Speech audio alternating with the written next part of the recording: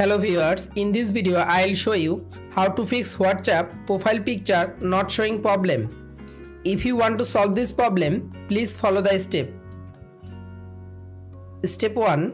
Open your phone setting. Scroll down. Go to apps. Tap on manage apps. Search WhatsApp application.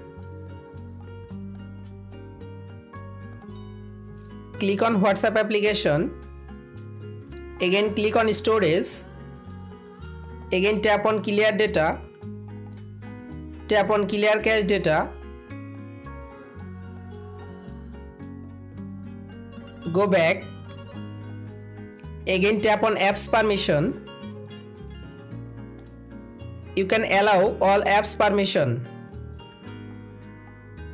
Step 2. Open Play Store and update your WhatsApp application latest version.